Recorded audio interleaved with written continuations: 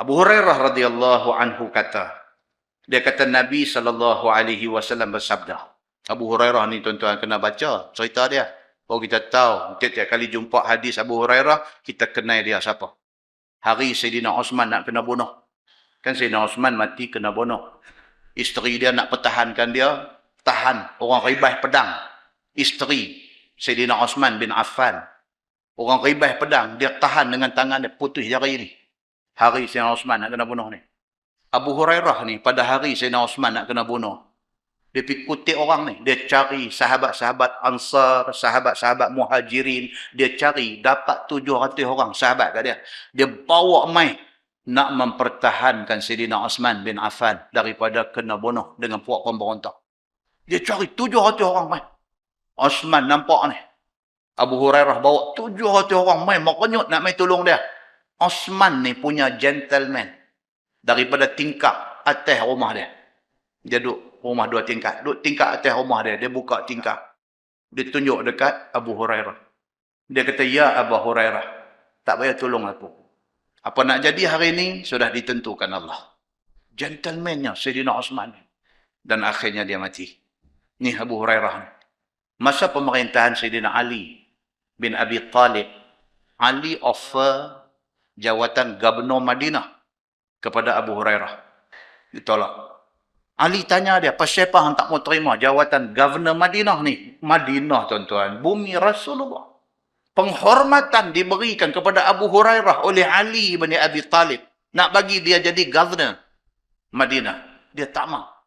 Bila Ali tanya dia pasal apa tak mau, adakah kerana hang kecil hati dengan Umar?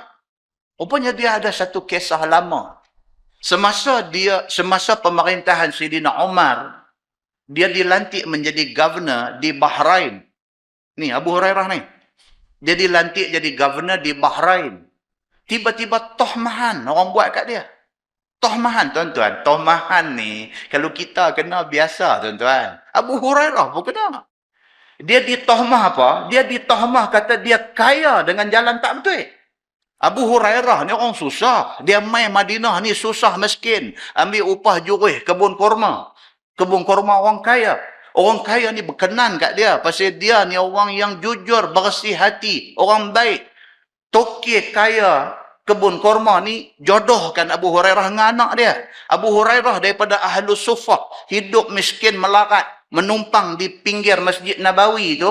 Tiba-tiba dapat bini anak orang kaya melena. Dia jadi orang kaya. Bila Umar lantik dia menjadi governor di Bahrain, dia sudah kaya. Bukan kaya dengan duit tak elok. Bukan kaya dengan cara tak betul. Tapi dia kaya kerana menikah dengan anak orang kaya. Tapi biasalah adat dunia ni, orang tak boleh tengok orang lebih. Macam-macam fitnah keluar. Tambahlah dengan WhatsApp ni, lagi sakanlah keluar kan. Ya bubuh ni sampai terandai hamba Allah ni. Umar pula masa tu jadi khalifah. Bila tohmahan yang macam tu kena dekat Abu Hurairah, dia suspend tugas Abu Hurairah sebagai governor Bahrain. Suspend. Maksudnya apa? Gantung sat tugas tu. Panggil Abu Hurairah balik mai ke Madinah. Tanya dia ni orang tohmah hang ni, kata hang ni duk buat duit atas jawatan sebagai governor apa-apa semua. Dia kata dekat Sayyidina Umar, cek saya. Jangan tuduh saya. Adili saya, dia kata. Tuduh siapa pun boleh tuduh. Bukan ada siapa minta bukti. Bukan ada siapa minta kemukakan apa-apa. Just tuduh ayat leong saja. Jadi dia kena tuduh ni dengan tuduhan berat. Tuduh kata dia salah guna kedudukan sebagai governor di Bahrain. Dia kaut duit daripada jawatan itu. Itu tuduhan berat.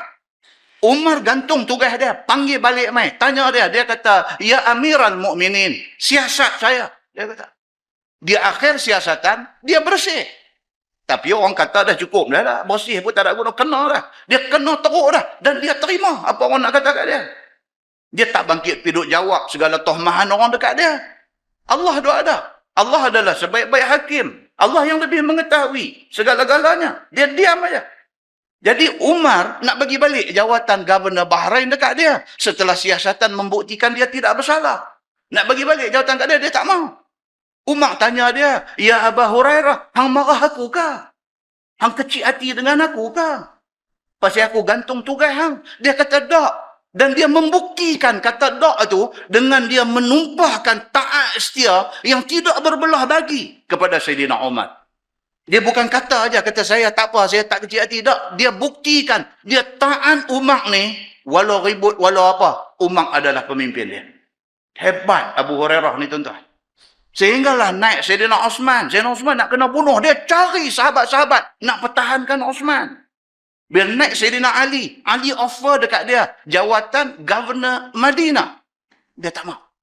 Ali tanya dia, pasal apa tak mau? Adakah hang masih lagi duk ingat cerita dulu? Cerita Osman gantung hang daripada, Umar gantung hang daripada tugas. Dia kata, tak, aku tak mau kerana aku tak mampu.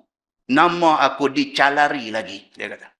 Teruk tuan-tuan, bila kena fitnah ni teruk. Kita ibarat orang yang kena ikat kaki, kena ikat tangan. Orang pakai main, hang suka-suka bagi lutut, hang suka-suka bagi siku, hang suka-suka main terajang, hang suka-suka, kena macam tu.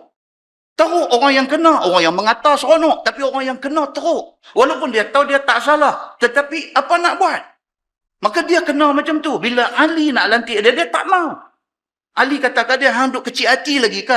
Umar tu, dia kata, dah. Aku tak ada kecil hati, cuma aku tak mampu untuk nak menahan tohmahan. Bila orang tohmah aku teruk, dia kata. Orang tak tahu. Aku tak mau dah, dia kata jawatan. Sehinggalah habis zaman Sayyidina Ali, naik Muawiyah bin Abi Sufyan. Bila naik Muawiyah, Muawiyah offer dekat dia lagi sekali jawatan untuk menjadi governor di Madinah. Dia tak mau juga. Tetapi atas nasihat ramai sahabat, dia pergi terima. Bila diterima jawatan sebagai Gubernur Madinah, itulah sebab orang Syiah tak boleh dengar nama Abu Hurairah. Tak boleh dengar. Pasal apa? Pasal mereka kata Abu Hurairah ni memang anti Sayyidina Ali. Ali tawar dia jawatan Gubernur Madinah, dia tak mau. Bila mai Muawiyah tawar, dia terima. Makna kata dia ni anti Sayyidina Ali. Dia pangkah terus nama dia. Tak mau dengar nama Abu Hurairah. Maka dia tak terima apa juga hadis riwayat daripada dia. Kena tahu benda ni. Baru kita tahu cerita. Kita dengar baru kita tahu cerita. Dan sejarah yang berlaku hari ini berulang. Dalam pattern yang sama, cuma watak ni saja berbeza. Muslimin dan muslimat yang dirahmati Allah sekalian. Hadis ni daripada Abu Hurairah. Dia kata Nabi SAW bersabda. Nabi kata, Iza qara'a ibnu Adam as-sajdah. Nabi kata apabila satu orang itu, dia membaca surah as-sajdah. Yang orang baca pagi jemaah tu. Fasajada. Manusia yang baca surah sajdah, bila metang ayat sujud ni, dia akan sujud. I'tazala syaitanu yabki. Nabi kata apabila manusia baca ayat sajdah, manusia sujud, syaitan lari. Pergi ke lain. Apa hal syaitan ni? Manusia sujud, yang dia sakit tang mana? Nabi kata macam tu. Nabi kata apabila anak Adam baca surah sajdah, bila metang ayat sajdah, manusia tu sujud, i'tazala syaitanu yabki. Syaitan ni lari memencilkan diri dia, hal keadaan menangis. Yaqul, kata syaitan ni, ya wailah. Dia lari piduk jauh-jauh no. Dia tak boleh tengok ni manusia sujud ni. Dia lari piduk jauh-jauh. Dia kata, ya wailah. Dia kata, celaka. Dia kata. Wa fi riwayah Abi Quraib, dalam satu riwayat lain, dia kata, ya waili. Syaitan kata, celakalah aku. Dia kata. Pasal apa?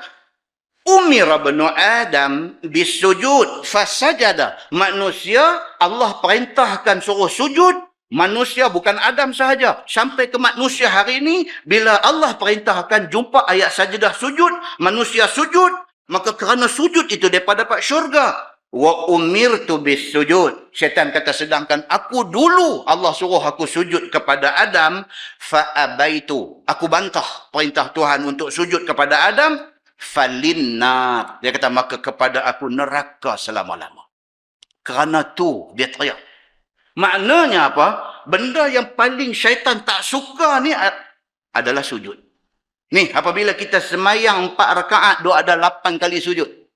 Oh, syaitan tak boleh tengok benda ni.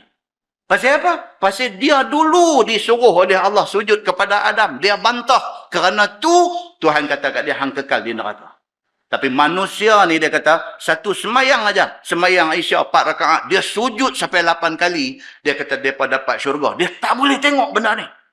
Ini diceritakan oleh Nabi SAW kepada kita semua. Persoalannya hari ini ialah, nak sujud lagu mana? Itu persoalan dia.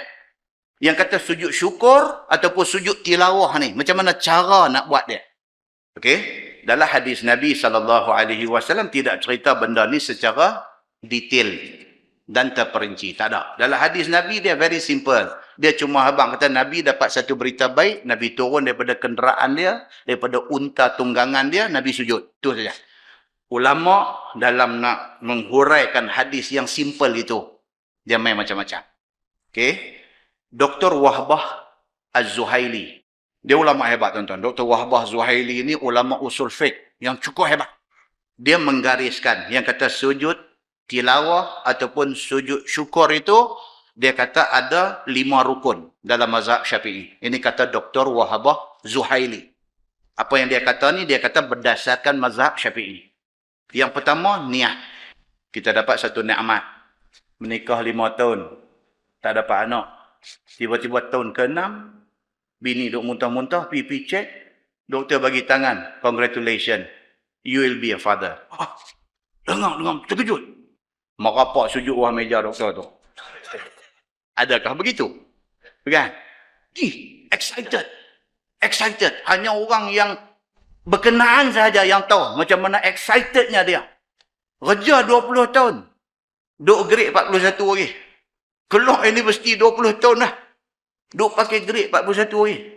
Semata-mata kerana malapetaka PTK. Apa periksa, apa kerajaan ni, dia ada satu periksa apa tu, dia ni duduk tak dulu.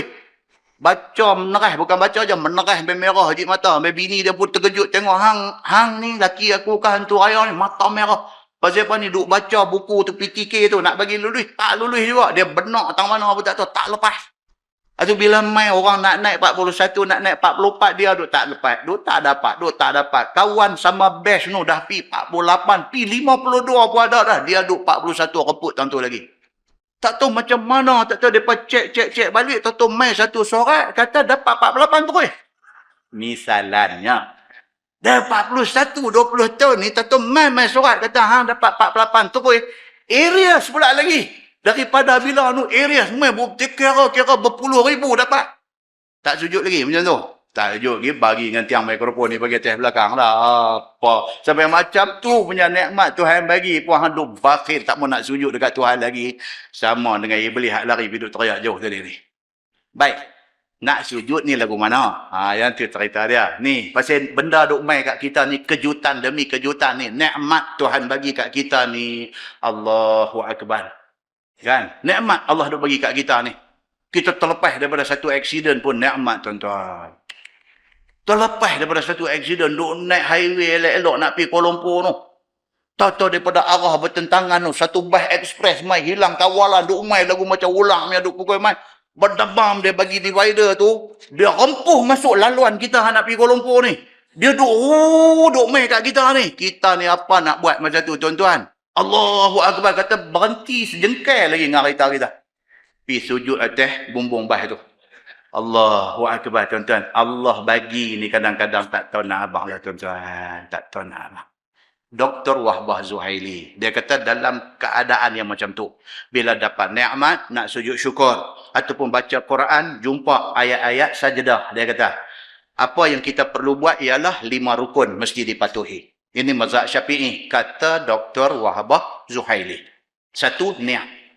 Niat ni, kata niat aku ni nak sujud ni syukur atas nikmat Tuhan bagi.